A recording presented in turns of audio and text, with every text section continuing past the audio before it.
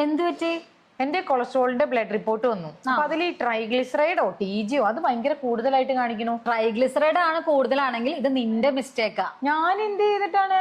ശരിക്കും ട്രൈഗ്ലിസറൈഡ് എന്താണെന്ന് നിനക്ക് അറിയോ? എനിക്കറിയാൻ പാടില്ല. ഞാൻ കൊളസ്ട്രോൾ വെറുതെ ഒന്ന് ചെക്ക് ചെയ്തതാ. ബാക്കിയെല്ലാം കൊളസ്ട്രോളിന്റെ ലെവൽ നോർമലാ. അതാ ഞാൻ പറഞ്ഞത്, നിന്റെയാണ് മിസ്റ്റേക്ക്. അതായത് നമ്മൾ ഈ കഴിക്കുന്ന ഫുഡിലെ ഫാറ്റ് ആണ് ഈ TG അഥവാ ട്രൈഗ്ലിസറൈഡ് എന്ന് പറയുന്നത്. അപ്പൊ നല്ല രീതിയിൽ നമ്മൾ ഫാറ്റ് അടങ്ങിയിട്ടുള്ള അല്ലെങ്കിൽ ഓവർ കാലറി, ഹൈ കാലറി ഉള്ള ഫുഡ് കഴിക്കുകയാണെങ്കിൽ, അതായത് നമ്മൾ കൂടുതലായിട്ടും മറ്റേ പഞ്ചസാര അടങ്ങിയത്, ബേക്കറി, വറുത്തത്, പൊരിച്ചത്, ഹൈ ഫാറ്റ് ഉള്ള സാധനങ്ങൾ, ഡീപ് ഫ്രൈ ആക്കിയിട്ടുള്ള സാധനങ്ങളൊക്കെ കഴിക്കുകയാണെങ്കിൽ നമുക്ക് നല്ല രീതിയിൽ TG കൂടുതലായിട്ട് കാണിക്കും. എന്താ ചെയ്യണ്ടേ?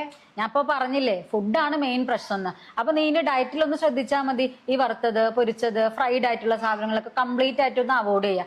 എന്നിട്ട് ഭക്ഷണത്തിൽ നല്ല രീതിയിൽ പച്ചക്കറികള്, പഴങ്ങള്, അങ്ങനെയുള്ള കാര്യങ്ങൾ നല്ല രീതിയിൽ ഇൻക്ലൂഡ് ചെയ്യുക. പിന്നെ അതിനനുസരിച്ച് എക്സസൈസ് കൂടെ ചെയ്യണം. എക്സസൈസും കൂടെ ചെയ്താൽ നിനക്ക് നല്ല രീതിയിൽ TG കുറയാനായിട്ട് ഹെൽപ്പ് ചെയ്യും. ഈ ട്രൈഗ്ലിസറൈഡ് കൂടിക്കഴിഞ്ഞാൽ എനിക്ക് നോൺ വെജ് കഴിക്കാൻ പറ്റുമോ? നോൺ വെജ് കഴിക്കാം, ഒരു കുഴപ്പമില്ല.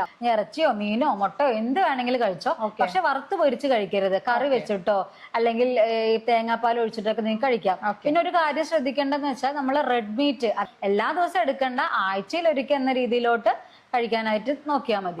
അങ്ങനെയാണെങ്കിൽ ഇതെല്ലാം ചെയ്തിട്ട് ഞാൻ 2 ആഴ്ച കഴിഞ്ഞിട്ട് ഒന്നും കൂടി നോക്കാം അല്ലേ? ഓക്കെ.